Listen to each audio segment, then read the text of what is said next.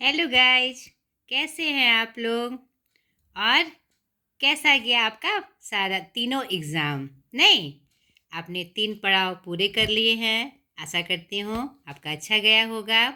सर्वप्रथम आप सबों को बचे हुए जो आपके एग्ज़ाम्स हैं उसके लिए ढेर सारी शुभकामनाएं। 2 मुख्य पड़ाव आपका बचा हुआ है। अगर आपने ऑप्शनल या वोकेशनल लिया है तो एक पड़ाव और हो जाएगा। नहीं, तो उसके लिए आपको ढेर सारी शुभकामनाएं। माता रानी आपके का बेहतरीन रिजल्ट लेकर आए। आज का इस पिता पहचान क्लासेस में मैं लेके आई हूँ 10th CBSE board NCERT basis पे एग्ज़ाम 2025, जो आपका 28 फरवरी 2025 को है। तो मैं लेके आई हूँ आज की क्लास में की पॉइंट्स। कौन से की पॉइंट्स? कंप्लीट बुक क्षितिज भाग 2 प्लस कृतिका भाग, और जो व्याकरण के जो आपके इस एग्ज़ाम के लिए महत्वपूर्ण चैप्टर्स हैं वह भी मैं लेकर आई हूँ।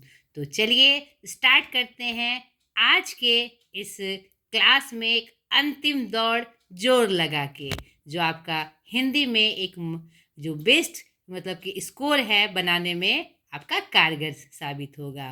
तो आपको मेरे साथ चलना है और बेहतरीन तरीके से चलना है। तो आप सब मिलके बोलिए, अंतिम दौर जोर लगा के। ठीक है? सबसे पहले इस दौड़ में हम जानेंगे syllabus of board exam 2025 Hindi in short में। क्षितिज भाग 2 का पहले हम जान लें। आपके सिलेबस में 2 बुक चलती है, एक क्षितिज भाग 2 और कृतिका भाग 2। और आपके एग्ज़ाम के जो महत्वपूर्ण चैप्टर्स होंगे व्याकरण के वो हम आगे देखेंगे। तो क्षितिज भाग 2 में काव्य खंड और गद्य खंड। तो आप ध्यान से देखिए, सर्वप्रथम आपके तैयारी की तरफ का पहला कदम होगा कि आपके जो पाठ हैं और उसके जो रचनाकार हैं उसका नाम आपको याद होना चाहिए। ठीक है? और वह कौन सी विधा है? काव्य खंड में तो काव्य ही होगी। गद्य खंड में जो आपके चैप्टर्स हैं वह हिंदी की कौन सी विधा है? इस पे आपके एमसीक्यू क्वेश्चंस बनते हैं। तो चलिए पहले हम इसे देख ले। आपको पता ही है, फिर भी मैं शॉर्ट रिवीजन आपका करा दूं। काव्य खंड में सूरदास के पद 4 पद आपके सिलेबस में हैं। दूसरा तुलसीदास जो राम लक्ष्मण परशुराम संवाद है। तीसरा जयशंकर प्रसाद जी का आत्मकथ्य, जिसमें उन्होंने अपने आत्मकथ्य में एक सरल इंसान के रूप में खुद को वर्णित किए हैं। चौथा है सूर्यकांत त्रिपाठी निराला जी का उत्साह, बादल के क्रांति स्वरूप को दर्शाते हुए एक नवजागरण के रूप में उनका आह्वान करने के लिए उनका एक आह्वान गीत है, बादल का नवजीवन और नव अंकुर के लिए। ठीक है? पांचवा है नागार्जुन जी का यह दंतुरित मुस्कान, और उसमें एक सूर्यकांत त्रिपाठी निराला की एक और कविता है, अट नहीं रही है।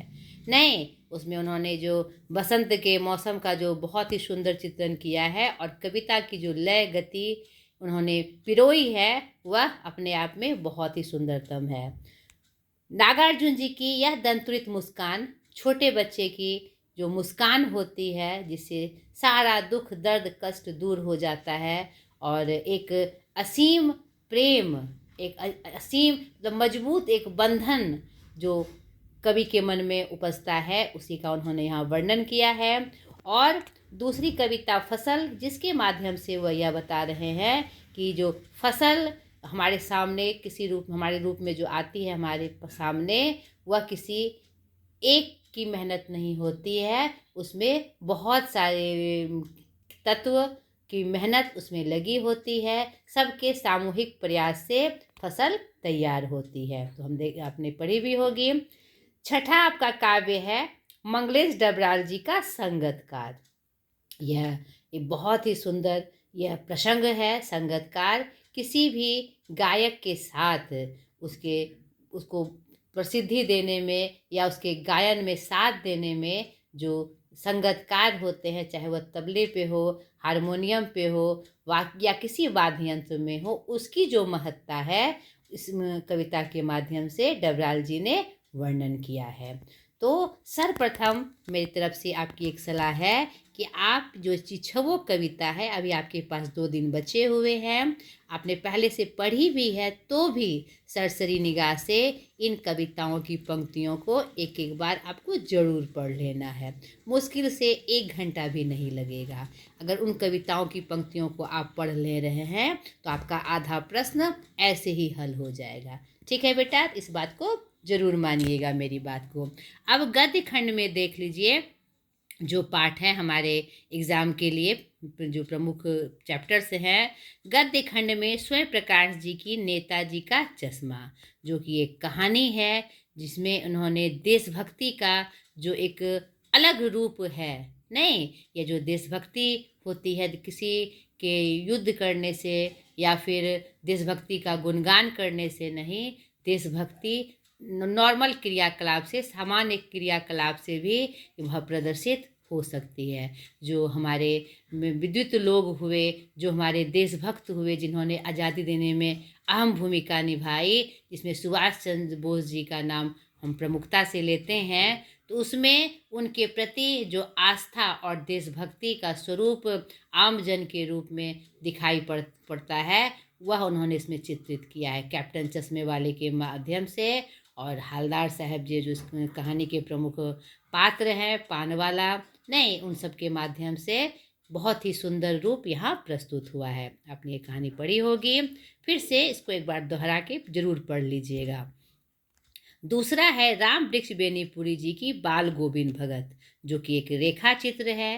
रेखा चित्र या क्या होता है, किसी भी व्यक्ति, वस्तु, स्थान या किसी भी चीज़ का ऐसा वर्णन जिसका वर्णन करने से उस विषय वस्तु के बारे में, उस व्यक्ति, वस्तु, स्थान के बारे में आपके सामने चित्र खींच जाए, शब्दों का चित्र खींच जाए, शब्दों के माध्यम से जो चित्र खींच जाए उसे क्या कहते हैं, रेखा चित्र। तो इसमें उन्होंने एक ऐसे चरित्र का वर्णन किया है, ऐसे चरित्र की रेखा चित्र हमारे सामने खींची है, जो सन्यासी ना होकर भी सन्यासी सा जीवन जीता है, लोक कलाकारी, आस्था और अनुशासन, और जो समय की जो मानवता का की जो एक महत्वपूर्ण छवि है और सामाजिक रूप में जो एक प्रेरणादायी रूप है, उनका उन्होंने एक साधारण व्यक्ति के रूप में जो बाल गोविंद भगत थे उसके माध्यम से यहाँ उन्होंने प्रस्तुत की है।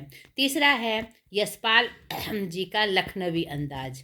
यह एक व्यंग लेखन है जिसमें उन्होंने समाज में जो दिखावे वाली प्रवृत्ति के लोग हैं उन पे उन्होंने कटाक्ष करते हुए व्यंग लेखन किया है कि लखनवी अंदाज बघाड़ने के लिए या फिर अपनी शानो शौकत दिखाने के लिए मतलब हम कुछ भी कर सकते हैं, जिसका कोई सिर पैर नहीं है, जो भीतर से बिल्कुल एकदम भुरभुरा सा होता है, बालू की ढेर जैसा होता है, लेकिन अपने शानो शौकत के चक्कर में वह ऐसी हरकतें कर जाते हैं जिसका समाज में कोई भी स्थान नहीं है।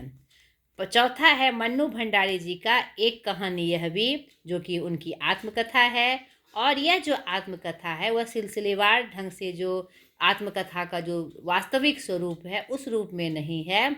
उन्होंने अपने जीवन क्रम में, जीवन जीने के क्रम में जो घटनाक्रम हुए उनके जीवन में उनका उन्होंने वर्णन किया है, जिसमें अपने पिता का वर्णन, अपने माता का वर्णन, जिसमें उनका चरित्र चित्रण बहुत ही सुंदर तरीके से यथार्थ रूप में प्रस्तुत हुआ है, और अपने एक क्या कहते हैं शिक्षिका का वर्णन, शीला शिक्षिका जो थी उनके जीवन में जिनकी बहुत पूर्ण भूमिका रही थी उनका वर्णन, और आज़ादी के समय में उन्होंने जो भूमिका निभाई एक उस समाज में जहाँ लड़कियों का आगे बढ़ना बहुत उचित नहीं समझा जाता था, उन्होंने उस समय जो अपना प्रतिनिधित्व दिखाया उनका वर्णन उन्होंने इसमें किया है इस आत्मकथा के माध्यम से।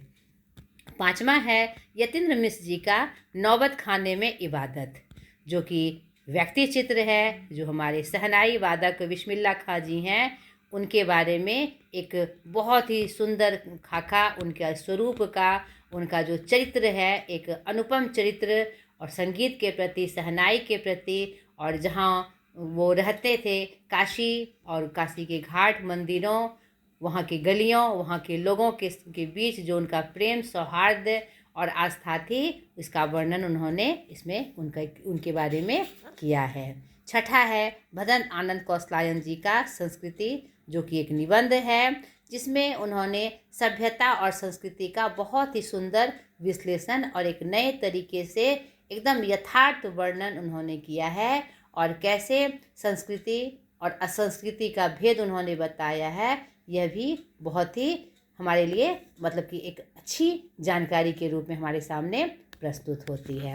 आगे देखिए, कृतिका भाग 2, जिसमें 3 पाठ यहाँ पर संकलित है हमारे पाठ्य पुस्तक के लिए। पहला माता का आंचल, जो शिव पूजन सहाय जी का है, जो इनके उपन्यास देहाती दुनिया का एक अंश है, और देहाती दुनिया को पहला आंचलिक उपन्यास मिलने का गौरव प्राप्त हुआ है, और इसका प्रकाशन 1926 में हुआ था। तो ये बात आपको याद रखनी है। दूसरा है साना साना हाथ जोड़ी, जो मधु कांकड़िया जी का यात्रा वृत्तांत है, सिक्किम की राजधानी एवं उसके आगे की हिमालय का यात्रा का वर्णन उन्होंने बहुत सुंदर रूप में किया है, बहुत ही मनमोहक रूप में किया है, कि वहाँ जाकर जो प्रकृति का अप्रतिम सौंदर्य और जो शांति का उन्होंने अनुभव किया, उसका वर्णन उन्होंने बहुत ही सुंदर तरीके से इस पाठ में किया है। यही क्या है, एक यात्रा वृत्तांत है। और तीसरा, मैं क्यों लिखता हूँ, सच्चिदानंद हीरानंद वात्स्यायन अज्ञे जी की जो एक निबंध है कि मैं क्यों लिखता हूँ, या कोई कवि क्यों लिखता है, तो उसके बहुत सारे कारण होते हैं, और कैसे एक कवि लिखने के लिए अपने अनुभव को अनुभूति बनाकर, जब अनुभूति बन जाती है तो कैसे वह लेखनी का रूप ले लेती है, उसी का चित्रण उन्होंने इस निबंध में किया है। ठीक है, अब उसके बाद आपका व्याकरण पोर्शन में जो आएंगे आपके एग्जाम से रिलेटेड महत्वपूर्ण चैप्टर्स, वाच्य, पद परिचय, रचना बनावट के आधार पर वाक्य के भेद।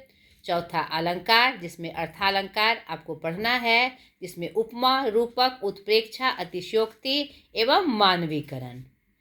पांचवा है व्याकरण पोर्शन में विभिन्न विषयों और संदर्भों पर विद्यार्थियों के तर्क संगत विचार प्रकट करने की क्षमता को परखने के लिए संकेत बिंदुओं पर आधारित समसामयिक एवं व्यवहारिक जीवन से जुड़े एक विषय में अनुच्छेद। ठीक है, यह आपको आपके सब्जेक्ट से रिलेटेड जो तथ्य हैं जो आपके सिलेबस में है वो उनको आपको देख लेना है, और उससे जुड़े आपके प्रश्न आएंगे उसमें से, या फिर अनुच्छेद लेखन आएगा। छठा है अभिव्यक्ति के क्षमता पर केंद्रित औपचारिक अथवा अनौपचारिक पत्र। तो ये आपने लिखा होगा, पहले भी लिखा होगा, तो इसका क्या स्वरूप होता है वह मैं आपको बताऊंगी, और इसे आप सरसरी निगाह से देख के जाइएगा। सातवां है रोजगार से संबंधित रिक्तियों के लिए स्ववृत्त लेखन, या अथवा जो कह लीजिए विविध विषयों पर आधारित ईमेल लेखन। ये 3 चीज़ आपको विशेष रूप से देख के जाने हैं, अच्छे से उसकी लिखने की हैबिट आपकी होनी चाहिए। इसमें आपका 1 नंबर भी नहीं कटता है, इसलिए इसको आप प्रमुखता से देख के जाइएगा। तो चलिए पाठ से संबंधित और कुछ बातें हम जान लें अपने रिवीजन में, क्योंकि यह जो हमारा अंतिम दौर है हिंदी के लिए, वह एकदम मजबूती के साथ हमें अपने लक्ष्य तक पहुंचाए, कुछ भी छूटना नहीं चाहिए। तो बिना आलस्य किए पूरी तन्मयता के साथ आपको अपनी तैयारी कंप्लीट करनी है। तो चलिए कुछ पाठ में हम और कुछ तथ्यों को देख लें, जिससे हमारे एग्ज़ाम का जो एक रूप होगा वह मजबूती से हमें ज्ञात हो जाएगा। एक और बात मैं विशेष रूप से आपको कहना चाहूँगी, आपके काव्य खंड में जो 2 काव्य हैं आपके सूरदास के पद, जिसमें 4 पद आपके पाठ में है दिया हुआ, और तुलसीदास जी का राम लक्ष्मण परशुराम संवाद, इसका जो सेपरेट वीडियो मैंने डाला हुआ है पिता पहचान क्लासेस में, उसे आप ज़रूर देख लें। उससे क्या होगा, इससे संबंधित एकदम छोटी छोटी बातें भी आपको गाय हो जाएगी। तो ये मेरी सलाह है कि इस दोनों वीडियो को आप ज़रूर देख लीजिएगा। ये मेरा पहले का वीडियो है, तो आप जब देखेंगे निकाल के तो ये आपके लिए बहुत सहायक होगा। और बाकी का आपका अपने से देखकर भी आप कर सकते हैं। तो यह आपके एग्ज़ाम के लिए बहुत आवश्यक है।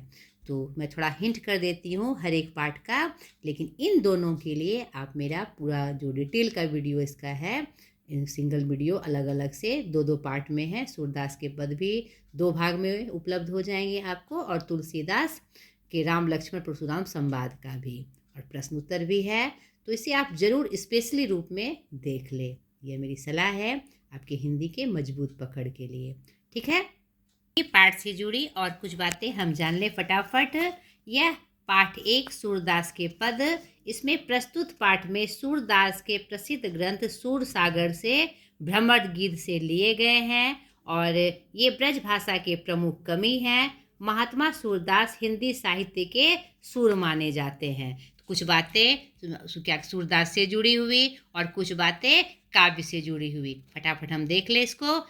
इनका जन्म 1478 में हुआ था और इनकी मृत्यु 1583 ईस्वी में ब्राह्मण परिवार में हुआ था। परसौली गोवर्धन के निकट इनकी मृत्यु हुई, और जन्म जो हुआ, एक मान्यता के अनुसार इनका जन्म मथुरा के आगरा के निकट रुग्नता नामक क्षेत्र में, और दूसरी मान्यता के अनुसार दिल्ली के पास सिही नामक ग्राम में, जो सर्वमान्य है। ठीक है, इनके गुरु महाप्रभु वल्लभाचार्य जी थे, जिन्होंने इनको पुष्टि मार्ग में दीक्षित किया और कृष्ण लीला के जो पद गाने का आदेश दिया। इनके 3 प्रमुख ग्रंथ प्राप्त होते हैं, सूरसागर, साहित्य लहरी और सूरसावली। इसके अलावा और भी बहुत विशेष बातें अब मैंने जो बताया आपको कि सेपरेट जो मैंने वीडियो बनाया है उसमें विस्तार से दी हुई है, आप उसे समय निकाल कर जरूर देख लें। ये दोनों सूरदास के पद और परशुराम राम लक्ष्मण परशुराम संवाद। ठीक है, अब देखिए इनके जो 4 पद हैं, मैं थोड़ा थोड़ा इशारा करती चली जाऊँ आपके, कि यह जो उनके ग्रंथ सूरसागर से ली गई है, और यह भ्रमर गीत का प्रसंग है। नहीं, भ्रमर गीत मतलब भंवरे का गीत। यहाँ पर प्रसंग यह है कि कृष्ण उद्धव जी को क्या कहते हैं, वृंदावन भेजते हैं गोपियों को ज्ञान मार्ग की शिक्षा देने के लिए। ज्ञान मार्ग योग मार्ग के माध्यम से उसे शिक्षा देने के लिए उनके पास भेजते हैं। यहाँ पर कृष्ण की लीला चल रही थी। क्या एक तरफ गोपियों का क्या जो प्रेम ज्ञान था, उनके उनके उनके रूप का विस्तार से उद्धव जी जानकारी प्राप्त कर सके, और उन्हें गोपियों का हाल समाचार भी मिल सके। और उद्धव में जो थोड़ा सा जो अहंकार की वृत्ति आ गई थी, अपने ज्ञान के योग साधना के रूप में, ज्ञान मुद्रा के रूप में, ज्ञान जो उनका योग साधना का जो रूप था, ज्ञान का जो रूप था, उस अहंकार को तोड़ने के लिए वह क्या कहते वृंदावन उद्धव जी को भेजते हैं, और जहाँ पर उद्धव जी गोपियों को ज्ञान मार्ग के माध्यम से शिक्षित करना चाहते हैं, लेकिन वहाँ जाकर असर यह होता है कि गोपियाँ उन्हें प्रेम मार्ग में दीक्षित कर देती है, और उनकी ऐसी स्थिति हो जाती है कि वह उनका भ्रम टूटता है, और पूरे जो प्रेम मार्ग, जो प्रेम रूपी ज्ञान का रूप है, उनको उन्होंने सर्वश्रेष्ठ साबित किया है। इसी क्रम में उल्हाने के रूप में जिस समय उद्धव जी वहाँ मिलने जाते हैं गोपियों से, तो वहाँ पर एक भंवरा मंडराया रहता है। तो उस भंवरे को उन्मुख होकर गोपियों को मौका मिल जाता है। तो व्यंग रूप में, कभी कभी अपनी व्यथा के रूप में, कभी कभी चित्कार के रूप में, कभी कभी उल्हाना के रूप में, वह इन चारों प्रसंगों में उसका वर्णन प्राप्त होता है। तो पहले पद में वह उद्धव जी को क्या कहते हैं, अपने क्या कहते हैं बता रहे हैं, योग ज्ञान से जो प्रेम ज्ञान का जो स्वरूप है, उनका स्वरूप और अपने मन की स्थिति का वर्णन वो कर रही हैं कि उद्धव तुम तो बड़े भागी हो, नहीं अपरस रहत सने तगाते नाहिन मनु अनुरागे। हमेशा प्रेम के पास रहे, हमेशा कृष्ण के पास रहे, लेकिन तुम्हारे मन में अनुराग बिल्कुल नहीं हो पाया। तुम तो उस पुरैनी के पत्ते जैसे हो, कमल के पत्ते जैसे हो, जो पानी में डूबने के बाद भी उसमें पानी की बूंदें नहीं स्थिर रहती। नहीं, और उनको उदाहरण स्वरूप बताए हैं कि जैसे तेल की गागरी को कितना भी जल में डुबा दो, उसमें एक भी बूंद जल की नहीं आती। तो उनको उन्होंने गगरी के रूप में बताया है।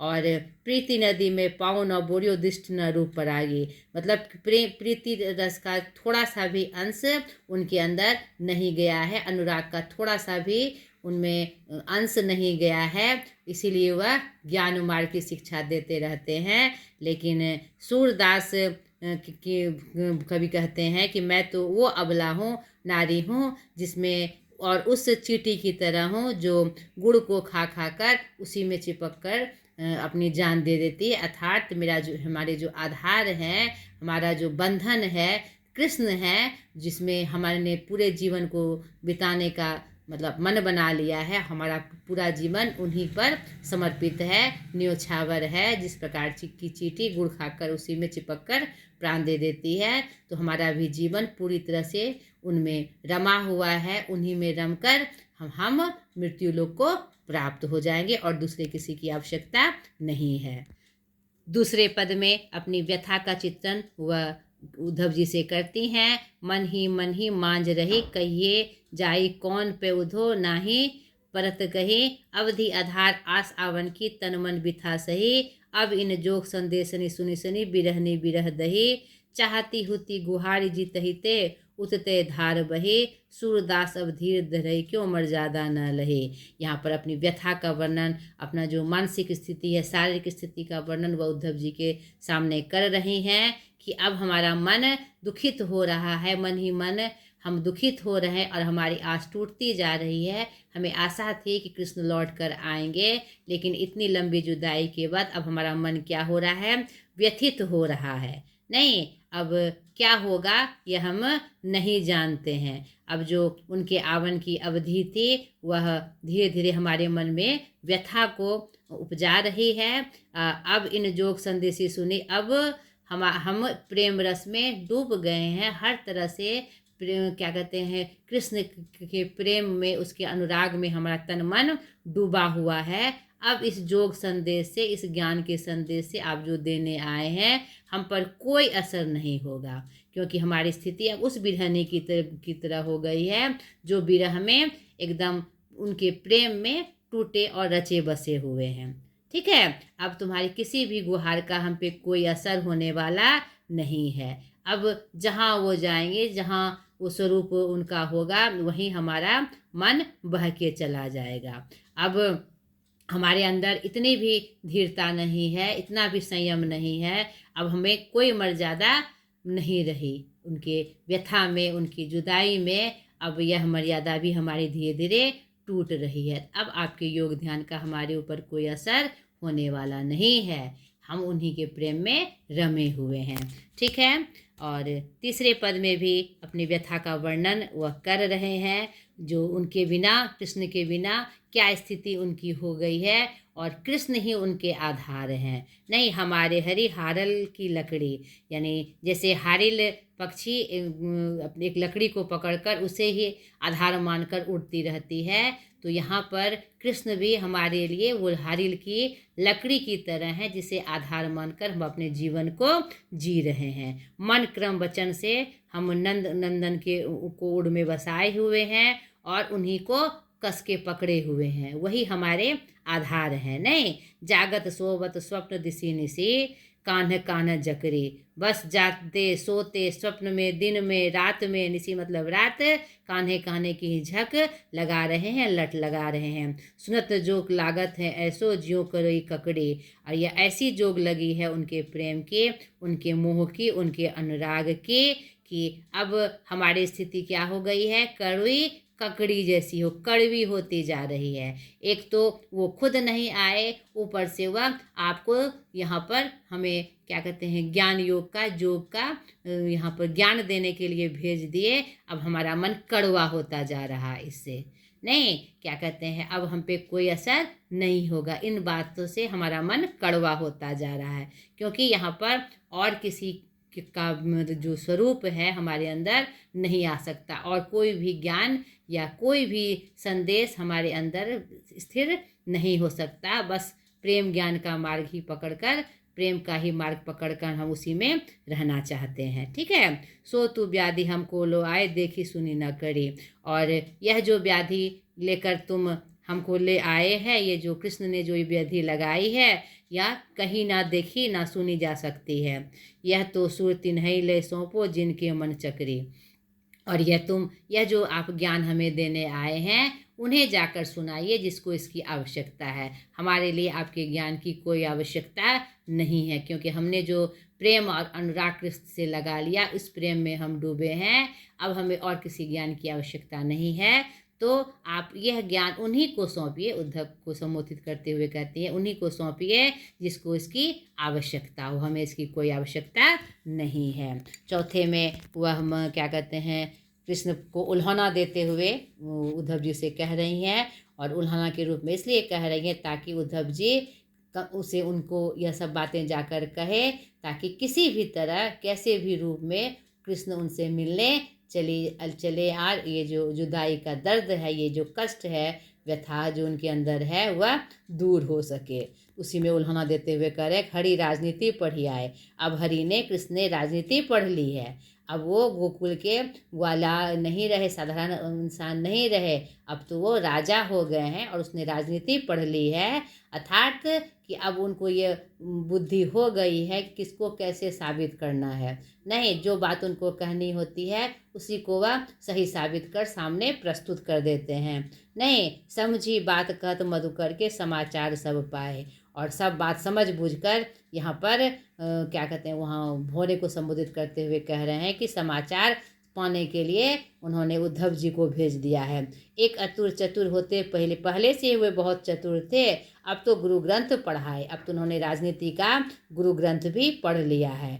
बूढ़ी बुद्धि जानी उनकी, जोग संदेश पठाए। और उनकी बुद्धि बढ़ गई है और बहुत चालाक हो गए हैं, जो जोग का संदेश पठाने के लिए यहाँ उद्धव जी को यानी आपको भेज दिए हैं। उद्धव भले लोग आगे के पर हित डोलत धाये। उद्धव भले लोग आगे के पर हित डोलत धाये, डोल रहे इधर उधर डोल रहे हैं। अब अपने मन फिर पाहिए चलत जुहते चुराए। एक इधर उधर डोल कर हमारे मन को क्या कहते रमा लिए, अपने में सब चीज़ हमारा हृदय चुरा लिए। अब मन फेर कर इधर उधर घूम रहे हैं, हमारे पास नहीं आ रहे हैं, इतने दूर से दूर हैं और हमसे मिलने भी नहीं आ रहे हैं। ऊपर से आपको जोग संदेश देने भेज दिए हैं। तय क्यों अनिति करे आपुन जे और अनिति छुड़ाए। वह अनिति कैसे कर सकते हैं जो हर अनिति से सबका छुड़ाते हैं। वो उन्होंने कैसे कर लिया, लगता है अब वो राजनीति पढ़कर उन्होंने नई विद्या सीख ली है, नई बुद्धि सीख ली है। नहीं, राजधर्म तो यही सूर जो प्रजा ना जाहि सताए। लेकिन हम तो यही राजधर्म जानते हैं कि जो प्रजा को ना सताए। तो जाओ उद्धव जी, उन्हें यह संदेश दे आओ। अब हमें आपके योग संदेश की आवश्यकता नहीं है, योग ज्ञान की आवश्यकता नहीं है। तो ये चारों पद का मैंने शॉर्टकट वर्णन किया, ये बहुत ज़रूरी है, तो इसे आप ज़रूर देख लीजिएगा। और ये मेरा इसका जो डिटेल से मैंने वीडियो डाला है उसे भी आप ज़रूर देख लीजिएगा। और प्रश्न अभ्यास भी मैंने डाला हुआ। दूसरा काव्य संग्रह जो पार्ट 2 में आपका संकलित है, राम लक्ष्मण परशु संवाद। इसमें जो तुलसीदास जो द्वारा रचित है, ये जो प्रमुख रचनाएं हैं उनकी, ये कुछ बातें तुलसीदास से संबंधित, जो रामचरितमानस अवधि में, विनय पत्रिका, कवितावली ब्रजभाषा में, जानकी मंगल, पार्वती मंगल, बरबे रामायण, बैराग संदीपनी, कृष्ण गीतावली आदि उनकी प्रमुख रचनाएं हैं।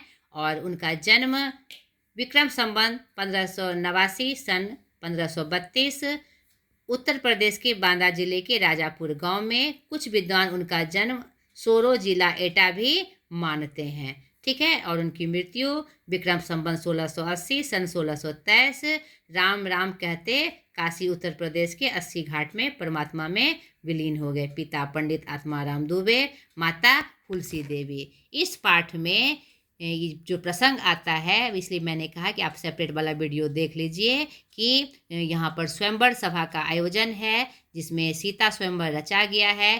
देश विदेश से राजा महाराजाएं पहुँचे हैं। यहाँ राम लक्ष्मण जी भी अपने गुरु विश्वामित्र जी के साथ पहुँचते हैं। और क्या कहते हैं, कोई भी राजा महाराजा उस क्या कहते हैं वहाँ पर स्वयंवर में था कि धनुष पे एक शिव धनुष था जो जनक जी ने अपने तपस्या से प्राप्त किया था, उस पे प्रत्यंचा चढ़ाना थी। कोई राजा महाराजा उस पर प्रत्यंचा क्या उसे उठा भी नहीं पाते हैं। राम जी द्वारा प्रत्यंचा चढ़ाने के प्रत्यंचा क्या होती है, जो धनुष में लगी हुई डोरी होती है उसी को कहते हैं। तो प्रत्यंचा चढ़ाने के क्रम में वह धनुष टूट जाता है और धनुष के टूटते ही झंकार हो उठती है, पूरा वातावरण हिल जाता है।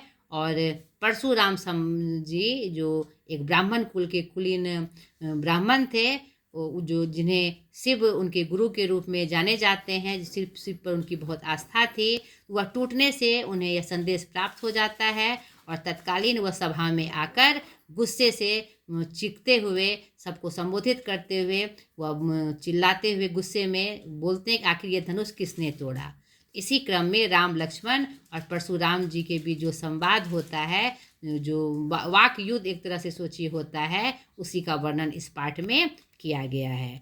तो इसका पूरा वीडियो आप एक बार ज़रूर देख लीजिएगा। इन दोनों पार्ट का देखना आपके लिए बहुत आवश्यक है। इसी क्रम में राम द्वारा यह कहा जाना कि यह किसी दास ने ही आपका धनुष तोड़ा है, लेकिन वो गुस्से में होते हैं, उनकी प्रवृत्ति गुस्से वाली होती। वो बहुत विद्वान ब्राह्मण थे, लेकिन उनमें एक वही दोष था कि वह बहुत गुस्से में रहते हैं। उसी क्रम में लक्ष्मण द्वारा कुछ छेड़छाड़ की बातें कही जाती है, जिससे उनका क्रोध बहुत उग्र हो जाता है और बहुत सारे प्रसंग इसमें आते हैं। इस प्रसंग को आपको एक बार जरूर पढ़ लेना है। और फिर अंततः राम जी द्वारा क्षमा याचना करते हुए उनके जो स्थान थे वहाँ पर उनको शांत किया जाता है। यही प्रसंग इस पाठ में वर्णित है। तीसरा जो आपका काव्य है जयशंकर प्रसाद जी का आत्मकथ्य। जयशंकर प्रसाद जी छायावाद के प्रमुख स्तंभ में से एक हैं। छायावाद के 4 स्तंभ हैं: सूर्यकांत त्रिपाठी निराला, सुमित्रा नंदन पंत, जयशंकर प्रसाद और महादेवी वर्मा। ये बात आपको याद रखनी है। तो इनसे संबंधित कुछ बातें यहाँ पर देख लीजिए। उनका जन्म 1889 वाराणसी में हुआ था। काशी के प्रसिद्ध विश्वविद्यालय कॉलेज में पढ़ने गए थे। तो ये आपको सरसरी निगाह से पढ़ लेना है, जबकि आपके पाठ्य पुस्तक में वर्णित है। इस कविता के माध्यम से एक साधारण व्यक्ति के रूप में उन्होंने अपना आत्मकथन कहा है, अपने बारे में वर्णन किया है। ठीक है, एकदम इतने बड़े कवि के रूप में इतने साधारण रूप में अपने परिचय देना, यह उनकी महानता का परिचायक है। और उससे यह भी संदेश प्राप्त हो रहा है कि कोई भी व्यक्ति का जो अपना परिचय होता है, वह अगर समाज से जुड़ा हो तो वह साधारण सामाजिक प्राणी के रूप में ही होता है। तो इस कविता को आप एक बार सरसरी निगाह से ज़रूर देख लीजिएगा। और अगर आपको आवश्यकता हो तो मैंने ये वीडियो डाला हुआ है, इसे आप ज़रूर अलग से देख लीजिएगा। अगला काव्य इनका पाठ 5 सूर्यकांत त्रिपाठी निराला जी का उत्साह और अट नहीं रही है। तो परिचय के रूप में सूर्यकांत त्रिपाठी निराला छायावाद के प्रमुख कवि, मैंने अभी तुरंत आपको बताया। और ये मूलतः गढ़ाकोला जिला उन्नाव के रहते थे। इनका जन्म 21 फरवरी 1896 में महिषादल, मेदिनीपुर, बंगाल, भारत में हुआ। पिता पंडित राम सहाय तिवारी, जो महिषादल में सिपाही थे। माता रुक्मिणी देवी और पत्नी मनोहरा देवी। ठीक है, इनकी प्रमुख रचनाएं गीतिका, तुलसीदास, राम की शक्ति पूजा, अनामिका, सरोजमृति, कुकुरमत्ता आदि हैं। ये इनका साधारण परिचय। कविता परिचय उत्साह में उन्होंने बादल को एक आह्वान के रूप में संबोधित किया है।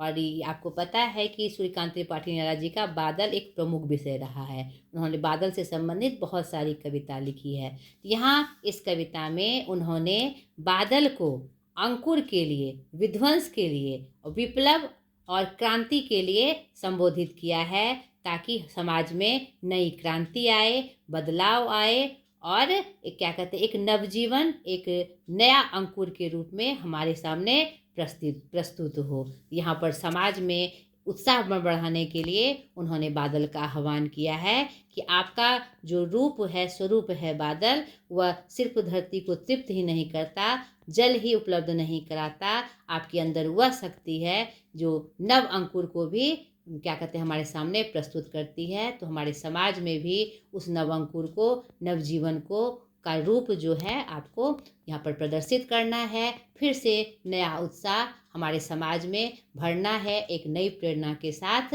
आपको यहाँ पर एक महत्वपूर्ण भूमिका निभानी है। इसी रूप में बादल का वह आह्वान कर रहे हैं, बहुत ही मतलब कि वीर रस से भरे हुए शब्दों में। बादल गरजो घेर घेर घोर गगन धराधर ओ।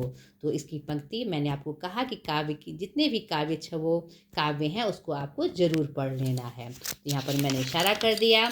दूसरा जो है जो कविता है अट नहीं रही है, यह आपके फागुन की मादकता से भरी यह कविता है। छोटे से कविता में पूरे फागुन का रूप यहाँ समाहित हो गया है और उनकी जो काव्य शैली है उसका भी सुंदरतम वर्णन यहाँ प्रस्तुत हुआ है कि कैसे एक छोटे छोटे शब्द का प्रयोग करते हुए, आकर्षक शब्दों का प्रयोग करते हुए इन्होंने इस फागुन की मादकता को सुंदर रूप से वर्णित किया है। तो इसे भी आप देख लीजिए।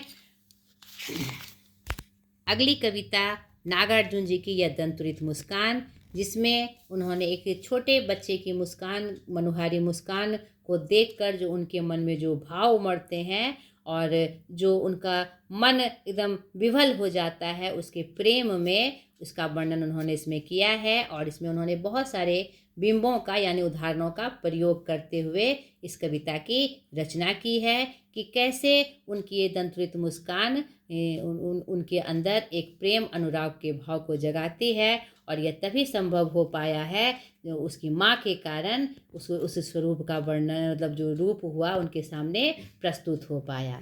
ठीक है, तो यहाँ पर आप उस दंतुरित मुस्कान से कवि के अंदर मतलब मृतक आत्मा में जो जान डाल देने की जो प्रवृत्ति आई है और अपने रूप का, अपनी अवस्था का वर्णन करते हुए कि इस झोपड़ी में, इस सूखी झोपड़ी में जहाँ कोई मोह नहीं था, उसमें तुम्हारी यह मुस्कान एक मोह का पारावार हमारे अंदर भर रही है और इस पाषाण रूपी शरीर को पिघलाकर जल बना रही है।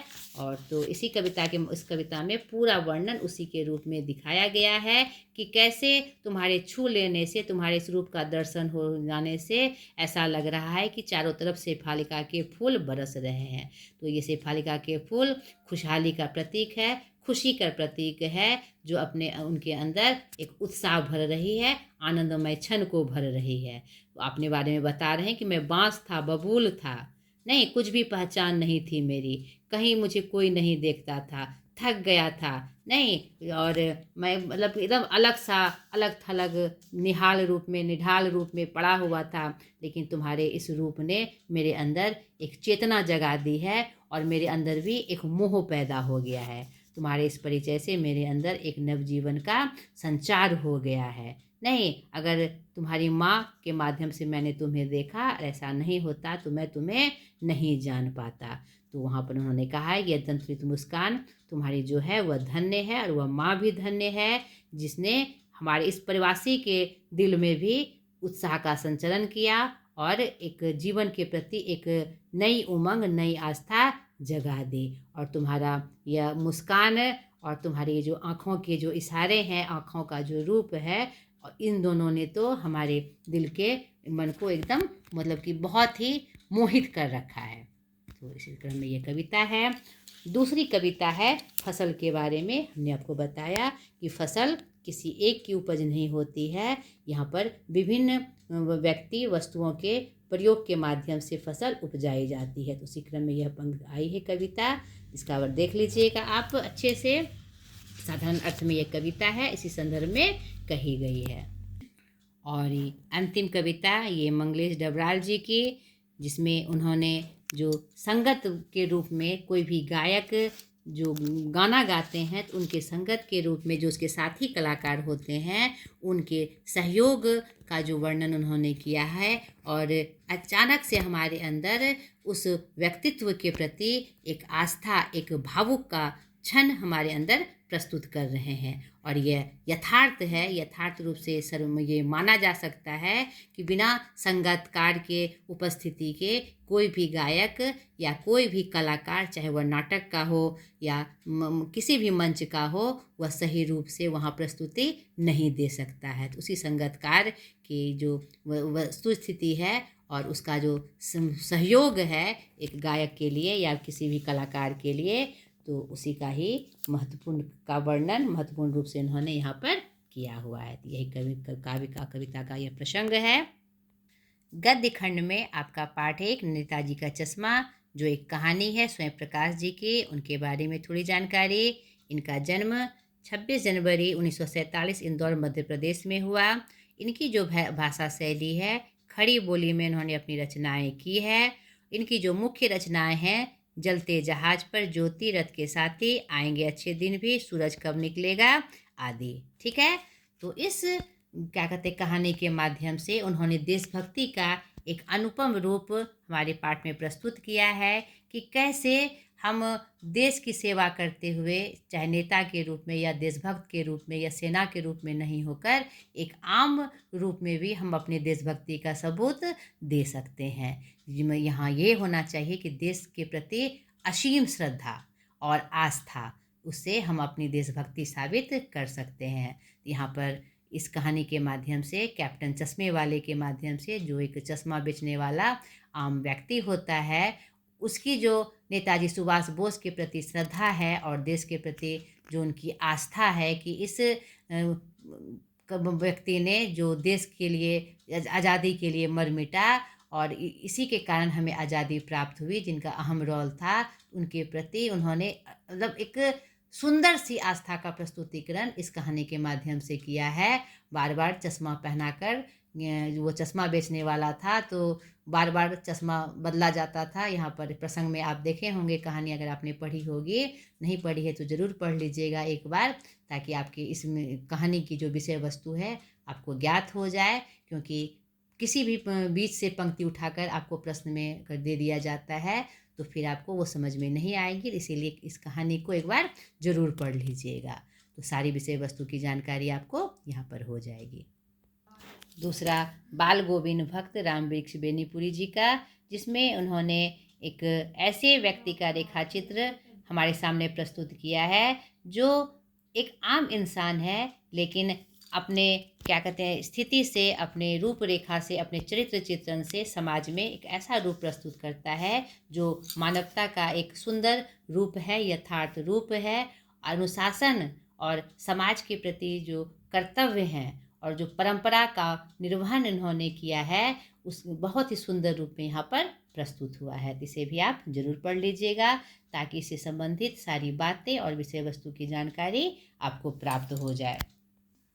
तीसरा आपका इसमें है लखनवी अंदाज यशपाल जी का, और ये यशपाल जी के बारे में कुछ जानकारी। ये प्रेमचंदोत्तर योगीन कथाकार उपन्यासकार थे। इनका जन्म 3 दिसंबर 1903 को पंजाब के फिरोजपुर छावनी में हुआ था, और ये यथार्थवादी शैली के विशिष्ट रचनाकार हैं। सामाजिक विषमता, राजनीतिक पाखंड और रूढ़ियों के खिलाफ उनकी रचनाएं प्रमुख हैं। ठीक है। इन्हें बहुत सारे पुरस्कार भी प्राप्त हुए, यहाँ पर आप देख लीजिए।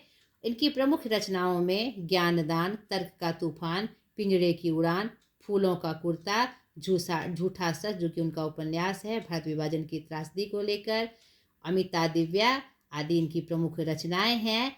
इस पाठ के माध्यम से उन्होंने समाज में जो दिखावे की प्रवृत्ति है उसका बहुत ही सुंदर रूप में व्यंग्यात्मक वर्णन यहाँ उन्होंने प्रस्तुत किया है कि कैसे अपने लखनवी अंदाज की शानो शौकत को दिखाने के लिए व्यक्ति कहाँ से कहाँ तक पहुँच जाता है। तो बड़ा ही सुंदर व्यंग लेखन और एक बहुत ही प्रमुख संदेश समाज के लिए कि दिखावे की प्रवृत्ति में कुछ भी नहीं रखा, उससे एक सशक्त समाज का निर्माण नहीं हो सकता है। उसका उन्होंने यथार्थ वर्णन इस पाठ के माध्यम से प्रस्तुत किया है।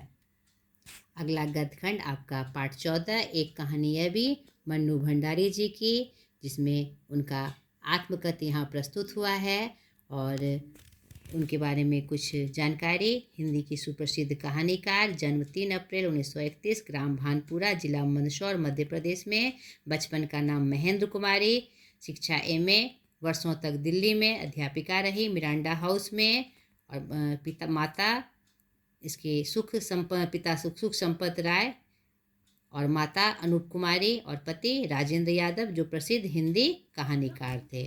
प्रमुख रचनाओं में यही सच है, एक प्लेट सैलाब, मैं हार गई, हीन निगाहों की एक तस्वीर आदि आदि आदि। आपका बंटी, महाभोज, ये सब उनकी प्रमुख रचनाएं हैं, आपने देखी भी होगी।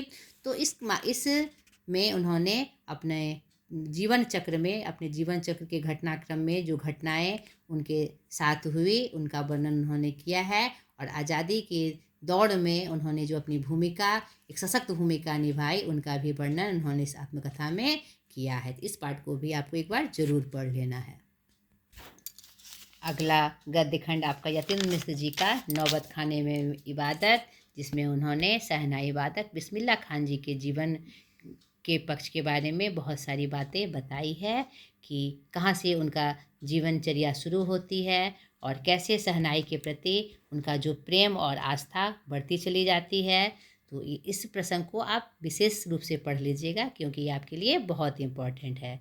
इस चैप्टर से आपके प्रश्न ज़रूर से ज़रूर आएंगे, क्योंकि यह प्रमुख रूप से आपके पाठ का हिस्सा है। तो इनके बारे में जो जानकारी है, इन्होंने कैसे शहनाई को अपना जीवन चक्र का साधना के साथ अपने जीवन चक्र में इसे रमा लिया, और यहाँ पर काशी के पास की जो उनकी जगह थी जहाँ पर उन्होंने अभ्यास सीखा था, और पूरा जीवन चक्र उनका वहीं बीता।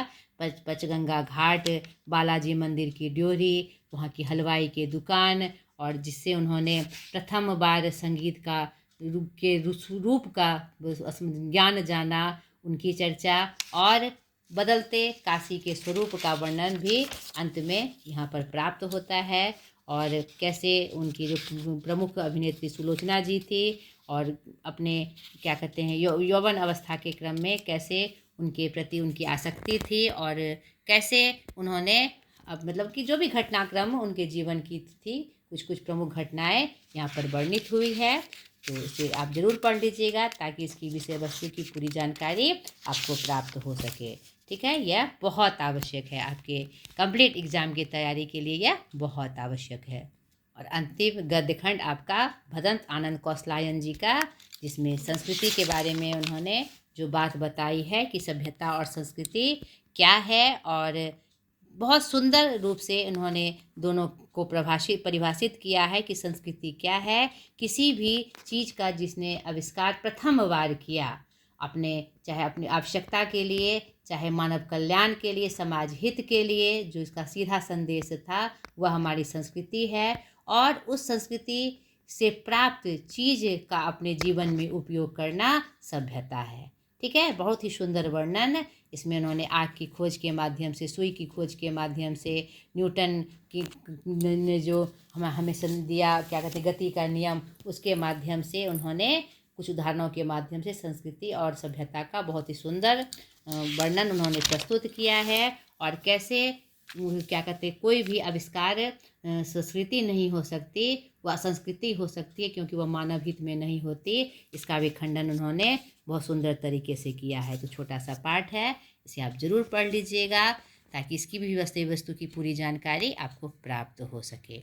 तो अब कृतिका भाग 2 में माता का आंचल श्री पूजन सहाय जीनोजे देहाती दुनिया, जो उनकी प्रमुख उपन्यास है, इसमें जो एक अंश का वर्णन उन्होंने इसमें किया है माता के आंचल में। तो यहाँ पर अपने बचपन के जीवन और माता के प्रति प्रेम, और जो पिता के प्रति प्रेम, और उनका जो संग था बचपन के दिनों का, उनका वर्णन उन्होंने बहुत सुंदर तरीके से किया है। और आंचलिक रूप में इसका वर्णन है, अंचल विशेष की यह लेखनी है। तो एक सुंदरतम रूप हमारे सामने प्रस्तुत हो जाती है कि माता के आंचल का क्या महत्व है, माता पिता की छाँव की आवश्यकता हर एक प्राणी को कितनी आवश्यक होती है, और वह ऐसा स्वरूप होता है जो फिर हमें कभी प्राप्त नहीं होता। इसी क्रम में और भी अपने गाँव का कुछ वर्णन, अपने विद्यालय का वर्णन, अपने खेल का वर्णन, पिता के संग का वर्णन उन्होंने सुंदर तरीके से इसमें किया है। और दूसरी रचना साना साना हाथ जोड़ी, जो यात्रा वृत्तांत है, सिक्किम की राजधानी जो गैंगटोक का वर्णन उन्होंने किया है। इसमें उनके गाइड के माध्यम से विभिन्न स्थानों पर, गैंगटोक और हिमालय के विभिन्न स्थानों पर उन्होंने जो यात्रा की, उसका बड़ा ही सुंदरतम वर्णन, मनोहारी वर्णन वहाँ के दृश्यों को उकेरते हुए उन्होंने किया है, और क्या कहते हैं, उसी की इसमें प्रस्तुति की गई है। और तीसरा मैं क्यों लिखता हूँ, निबंध जी की, अज्ञे जी की यह निबंध है, जिसमें उन्होंने एक जो लेखक है, ये जो रचनाकार है, किसी के बारे में कुछ लिखता है तो वह उसके अनुभव की जो अनुभूति है उसकी रचना कलम के माध्यम से कविताबद्ध हो जाती है, या फिर चाहे गद्य रूप में वह आरोपित हो जाती है। इसका वर्णन उन्होंने किया है और एक कलाकार के अंदरूनी स्वरूप का भी वर्णन इस निबंध से प्राप्त होता है। तो मेरी यह सलाह है कि परीक्षा की दृष्टि से इन तीनों पाठ को भी आप कम से कम एक बार रीडिंग जरूर दे दीजिएगा। तो आज के इस रिवीजन में, इस अंतिम दौड़ में मैं आपकी पाठ्य पुस्तक का रूप लेके आई। अगले वीडियो में फिर अंतिम दौड़ का दूसरा पार्ट आपके व्याकरण पोर्शन का होगा जो मैं लेकर आऊँगी। तो आज तक के लिए इसमें इतना ही। बाय।